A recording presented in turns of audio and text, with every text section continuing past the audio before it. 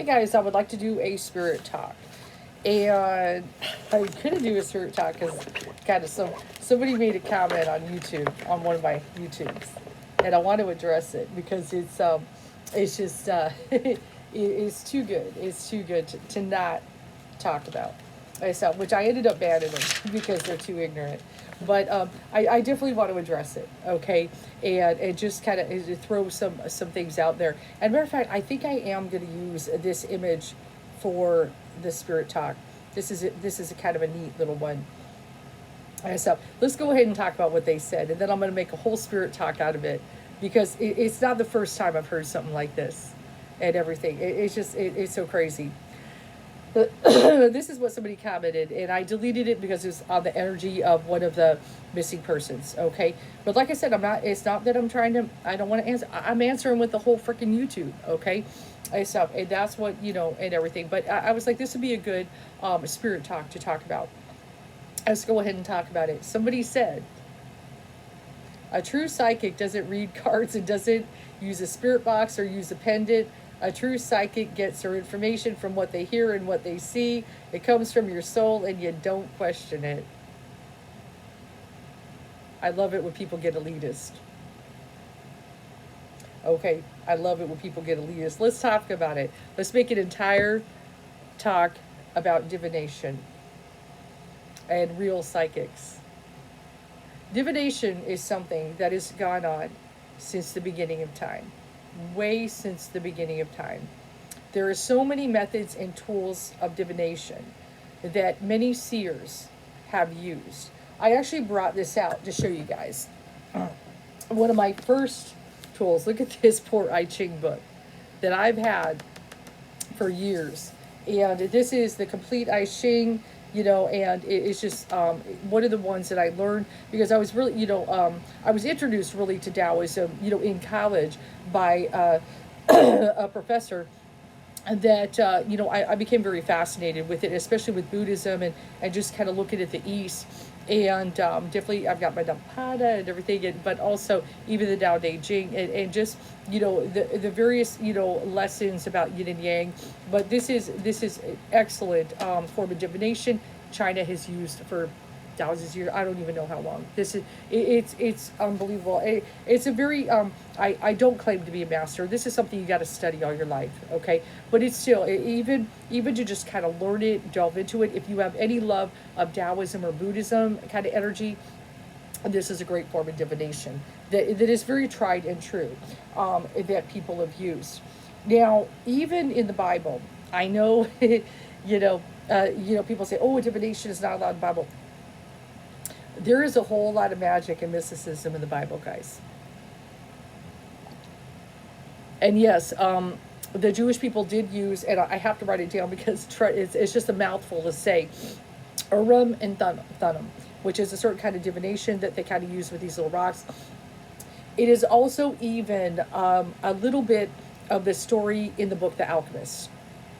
It is this form of divination is kind of brought up and used, and this was a form of divination that the Jewish people did use. So one of the things we need to understand, okay, if we just look at things, the way things were, the Jewish people had their own rules, their laws, their things. They had a big list of do's and don'ts. But of their people, they had certain things they could do, but doing things that are kind of outside, they did not do. Okay, so that's just kind of the way they were. Now we know they were in exile and even Babylonia and everything, and we know they learned things from the Babylonians. We could say, and I know other people, Christians, they don't know what they're talking about. They definitely picked up certain lessons and things from there, especially astrology. And astrology is a form of divination, and astrologers have been vast since the beginning of time. In pretty much, I would say almost every religion has looked into use some kind of astrology. Culture wise, this was a big thing, and it was not unheard of or unusual for even kings or leaders to consult with astrologers because they saw some power in reading the stars. And I know there are people nowadays who always, it's not real, it's just that. But then some of us spiritualists are like, are you kidding me? Astrology itself is a very powerful form of divination. So we know that their astrology is a big thing. Okay, it is a form of divination to read the stars. We have been reading all kinds of things since the beginning of time. Native Americans, the animals, the spirit guides. Seeing an eagle in the sky, a flock of crows, a murder of crows, I should even say. Have you ever seen, you know, a whole bunch of crows and you got that kind of feeling? Like, what? Kind of an underworld kind of feeling. Oh yeah, yeah. All we have been this is divination. Signs and everything. It's all reading things. And of course we know, China is, Japan, tea leaves. People have been doing that. Some have very skilled at it. And all kinds of different things. We also know, Ouija board, which I know a lot of people get spooked about it, and things, but and a lot of times it is true, the board does lie. That's a fact, Jack. But there are times that there are many stories. I'm sure you could go on Google and hear all kinds of stories, or even if you ever see any kind of post, look at the stories people have to say. But it doesn't always lie. It doesn't always lie. As a matter of fact, even the very famous book Seth Speaks by Jane Roberts, she did. Well, in the beginning, she started getting messages from this Seth, this kind of otherworldly being, which I really feel was her higher self. I really feel in the end was her higher self, Seth.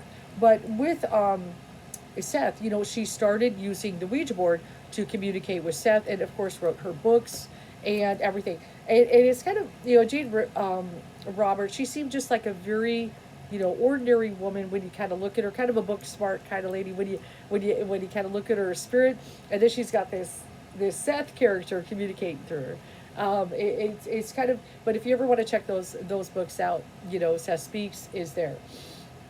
But and then we have runes, and stuff, with the Nordics, we have runes that people have read runes for hundreds of years. Okay. Yarrow sticks, for the I Ching, which also coins can be used for the I Ching. There's so many methods of divination that have come over time that people made predictions that an ignorant statement like that say, like say, no, you use cards, that's no real psychic. There are so many vast forms of divination, and tarot is one of them. Oracle is one of them, and also pendulums are one of them. This is what they do. Okay, it's just it's so vast. It's so vast, and everything, and just this is what I kind of feel, and this is kind of a statement that I made to people, especially I look at my tarot readers and like, yeah, I've heard stuff like that before. That there's going to be somebody that sits up there and says, I don't need cards to read. I don't need. It's not a matter of that. It's not that simple of a situation. A couple of things here. Let me explain some things here. It's not that, say psychics, whatever, however they get their information, necessarily need divination. But one of the reasons maybe, but everybody's kind of got their thing that they kind of plug into and they do well, and so forth. But it's something that to the person they're reading for, they can show them. They can show them. That is one of the key reasons why many readers, like say many tarot readers, do tarot. Whether it's making predictions or giving insight, kind of whatever it may be. This is one of the reasons they use it, is because it's something that they can show the client. Just like what I'm kind of reading up here, tarot. If it's on YouTube, this is something I can show you. Versus my flapping gums. Versus, well, where is it coming from? It's something you can show people, and that's one of the reasons divination is kind of popular. And let's not forget about someone else, Nostradamus. Now I know there are certain people. Was Nostradamus real? Was he not? But there's a lot of people. I'll tell you. Every single time some world event pops up, there's a lot of people who are going to get on the phone and Google Nostradamus and this weather event, this war, this Nostradamus, and they want to see if he says something, and then whoops, wait, and everybody starts going, he said this, look at this quatrain, it's crazy. A lot of people look at Nostradamus and some of his stuff. He's just that, he's that guy that you just can't kind of, you can't quite get out of your head. And I know some people, kind of wonder about him, but you have to admit his quatrains are fascinating. His quatrains are fascinating, but it was fairly it was kind of encrypted. It was something he did. It's very clever, the way he does it. But what did Nostradamus do? He scried water, he scried fire, and he was an astrologer. So he used stars, okay, and he used a little bit, like a little nutmeg, a little something to hallucinate, something to, dull these senses here so we could tune into the spirit. Yes, he did. He wasn't just sitting there, with nothing. Okay, he had his own style. This was his system. He would do, and he definitely talks about astrology in his quatrains. With certain things, when he's coming up with some kind of date, close to year, something, he was doing astrology. Now, it is said he was not necessarily the best astrologer.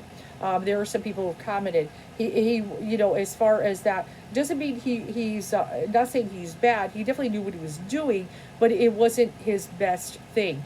Now, but one of the things I've kind of found, maybe everybody's different. I know there are a lot who are kind of a jack of all trades, and it's good to learn different things versus just one thing. But I do find that a lot of people with their readers, psychics, or whatever, they may be really good at one area, and then other things they're good at, but they're great at it's something else. Just like those that are meant to be mediums, and they're really good. And I've got some good mediums in the group that are just like bam, bam, bam. They're amazing. But maybe at cards they can do it, but they're not as strong. This is their area. That's just the way it is. I feel tarot is a little better in my area than medium stuff.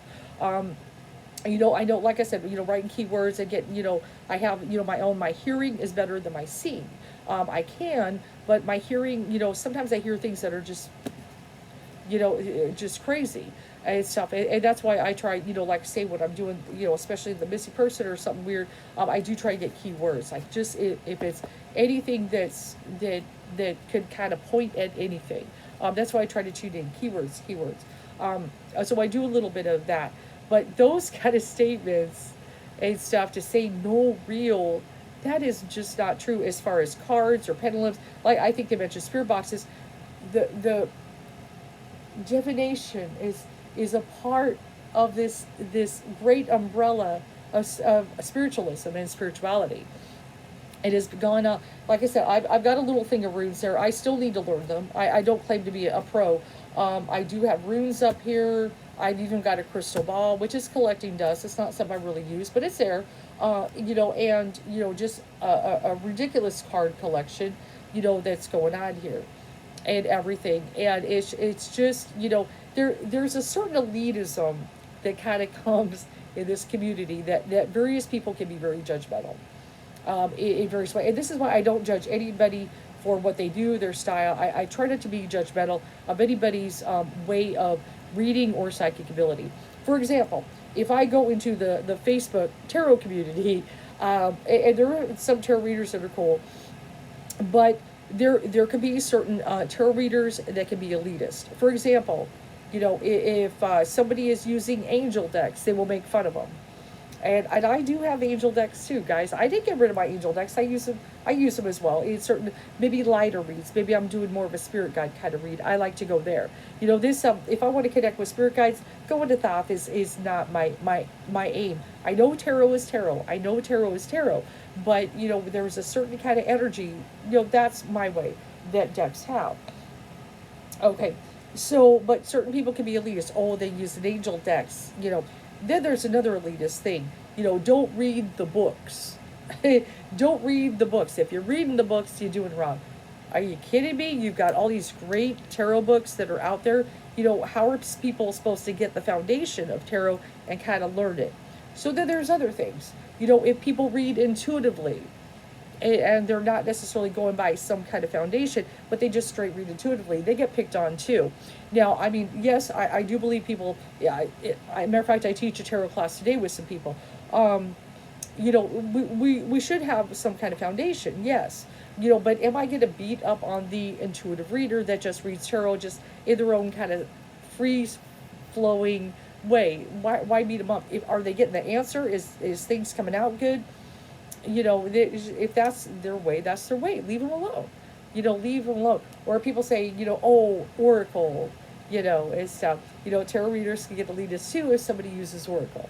But Oracle can be a great supplement to a read. I just did a read that I'm about to upload and put in the group for a member who was asking about employment. I do my tarot read, and I was definitely feeling there's going to be an employment change, and it was popping up, with some of those things. And even when I flipped my little Oracle cards, it even came up, employment change. So sometimes, an Oracle can be a great supplement, with certain things. If I'm kind of looking at that, it can answer, some things. So, I like to put it together. What's wrong with that? But some people are kind of goofy and say, oh, they use an Oracle. Like that's, the wussy thing to do or something. But I kind of like that the Oracle seems to connect with guides, angels, that kind of energy. So, it's just, people can be a little judgmental in the spiritual world. So I just want to kind of address that. How to kind of, handle certain things. What's a good way to explain to someone as far as divination? And like I said, what are the things about it? Well, one thing, it can be like a calculator. I've kind of joked about it. It gets us to the information quicker. I mean, it certainly does. It gets us to the information quicker. But one of the main reasons is so we can show people something. We have something to show you. And for example, let's just say I'm going to talk to you, and I'm going to talk to you about an orange, right? I'm seeing this orange. It kind of looks like this. It tastes like this. It does this. Is it right? And you're like, okay, and I this is what I'm seeing for you, right? But if I could give you an orange and say, there you go. This is what it looks like. See what it looks like? Go ahead and taste it. And see, that's why divination is really cool, because it's something I can show you. It's something that you're like, okay. And I'm translating it in certain things, and you're getting kind of an image and a picture and certain things put together. And that's why a lot of people love astrology. People, once they fall into that astrology rabbit hole, are obsessed just with their sign, the way it kind of talks, but also following certain transits and certain kind of energies that are happening. Oh, now, okay, so Pluto is trying my sun, and here's all this stuff going on, the various things that can kind of happen.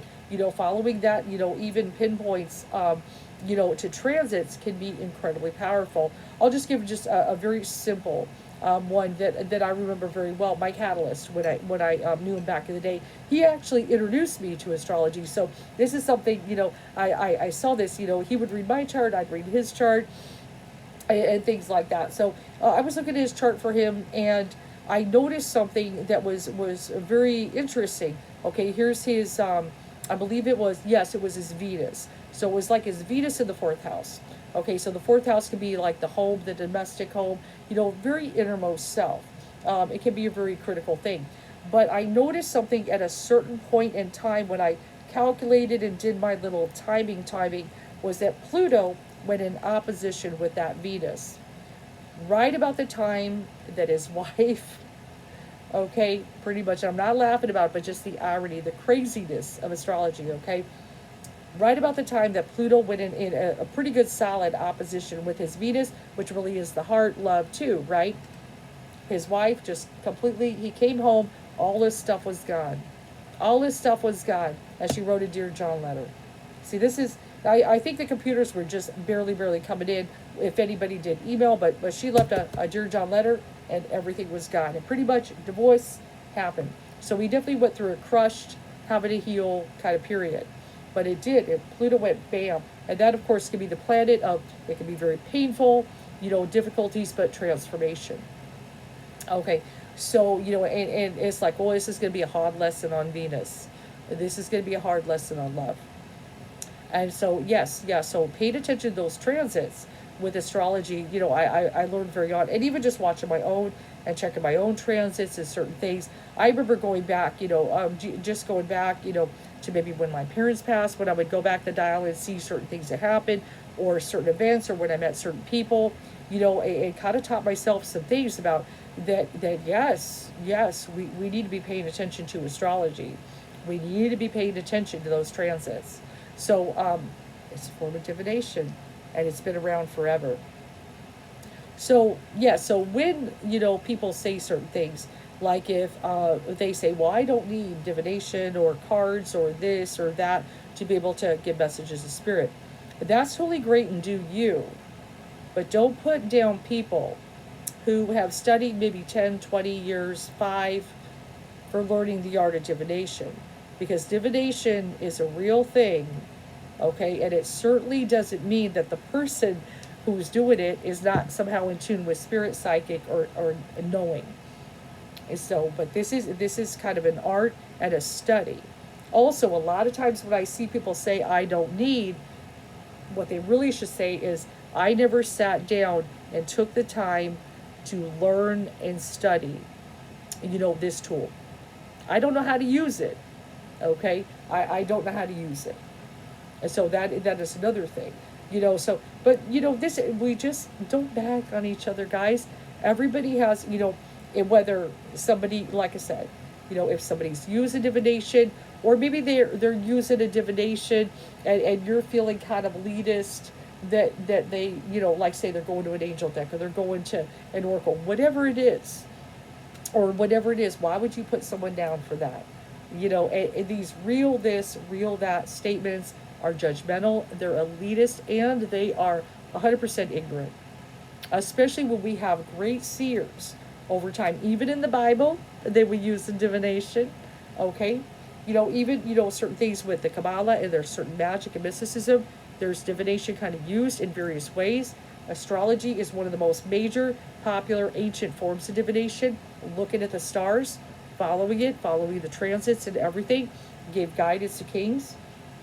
Tarot, of course, has been around many years. It was a game, the ceremony of magicians, and they did put astrology in it. There is astrology elements all through the tarot, and that's one of the things that makes it work. It makes it powerful. And I know later, it didn't initially, just so you guys know, but putting the elements, like the Kabbalah and everything within the tarot deck, people incorporated. I know Crowley kind of has his own little system, with doing thought, which is a little wee bit different of a system, which really kind of learned it, and you got to kind of feel it, in his kind of energy. So, and if it didn't work in some way, if this stuff didn't work, there wouldn't be so many people, that are learning it with the art. Like, say if somebody is, okay, I want to learn tarot. Obviously, if certain things are happening in their world and they're seeing things, come to pass, or energies are connecting with people and they're validating, that's one of the reasons they stick with it, because they're like, this stuff works.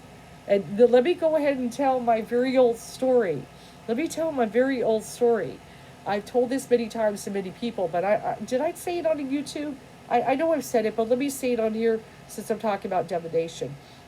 The very first time I bought my tarot deck many years ago, over 20 years ago now. I come home, I sit there, I shuffled my deck for a long time because you got to mix it all up. I don't know anything what anyone means. I hadn't read a book, nothing. I just got my deck in my hot little hands. Didn't know anything about tarot, nothing. So I do my thing, shuffle for a while. Stop, lay out 4 cards. I only remember one of them was the Emperor. I don't remember the rest. So I go, okay. I put them all back into the deck. Shuffle for a while. I lay out 4 cards again. And I lay the same cards out in the same exact positions. That little introduction to tarot showed me it's a real system. And it's connected to spirit, it's connected to the divine, and I need to pay attention. That was kind of my intro. That what are the odds of that happening? That I can do that again. That out of 78 cards. Okay. So that's just kind of my, yep, you need to learn this. You need to kind of delve into this world. But and also just the learning experience that it can do, in so many different ways. And also one of the things is divination sometimes can open up the ability for people. Absolutely. It definitely can open abilities. But a lot of us really, when it comes to it, let me just kind of make this statement, and I've let people in the group know. Everybody has a third eye. Everybody has an intuition. Everybody has at least had 1 to 3 very powerful, intuitive moments in their life. Everybody's had that one dream that when they woke up, maybe something happened, something stuck with them, at least one very powerful dream in their life. Everybody's had some kind of, I don't know how this happens, I knew this, but everybody, everybody has ability. That's the other thing there that I totally believe. And, I wouldn't sit there, like I said, if I'm going to teach tarot or various things or encourage people, and I've had many people cross the group over the last 6 years, having certain experiences, coming into things, having their awakening, and doing the same thing that I questioned myself at one time. Am I crazy or am I psychic? Maybe I'm a little both. Maybe I'm a little both. But having certain experiences and wanting to know what's going on. That's really one of the things that gets somebody on the path. I'm having certain experiences and I'm just trying to figure out what's going on. Do I have something? What is it? They're trying to figure it out. And really that spirit trying to communicate, spirit trying to open them, to a world that they maybe did not realize or recognize exists. Okay, so, but yes. So, when you hear certain claims like that, please be kind to each other. Please don't, judge each other. And like I said, it's an ignorant statement.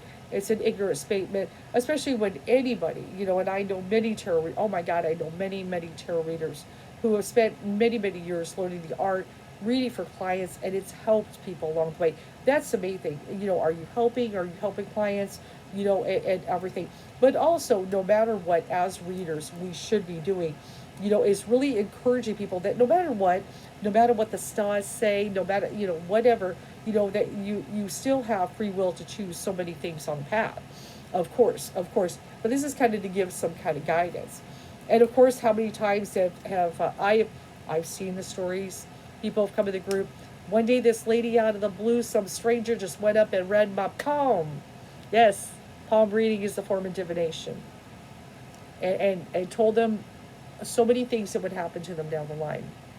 And I actually did have somebody read my palm once and gave me a pretty impressive reading that I could believe. Even in the palm, people have been doing divination. And there are palm readers out there that this is something I would like to learn one day. I definitely would like to sit there and learn one day is palm reading. But there are those that can sit there and read your palm and tell your whole life story. And they have done it time and time again. And doesn't it kind of make life interesting when there's all these different ways of kind of looking at it and connecting to spirit and getting messages and understanding the divine? And I just think that anybody would cut off from these worlds and these avenues and these different ways that we can educate and learn from. It's just so crazy. And so to give a little clap back on that, like I said, even Nostradamus, who do we Google? Who do we Google in times when we see something crazy, happen in the world? What did Nostradamus say? I'm not going to lie, I've done it. And even Google has confirmed. They've even done articles on it that certain times everybody's plugging in Nostradamus by the millions all over the world. And he used divination. He scryed, he used water, he used fire, a little bit of hallucinogens, and astrology. Okay, so yes, and a lot of us, he's got something, okay? Nostradamus is something. He didn't spend all that time up there. Think about this, guys. Think about this. And I know some people say, oh, he's fake. He didn't spend all that time up in his place, even though he did have a little protection of the queen, but he was at a time where this kind of stuff was risking your life to do. And he's up there doing all this stuff for a reason. He had to have felt called to give these messages. And so something compelled him to do that. And I certainly can't see, that it was just for, to become popular, in France or something. I just don't see that. He definitely, he was very, very compelled to give these messages. And there's, no one's ever been like this guy. I mean, this is one of the things. And just, and be so detailed and spend so many, just think, exhausting hours doing what he was doing.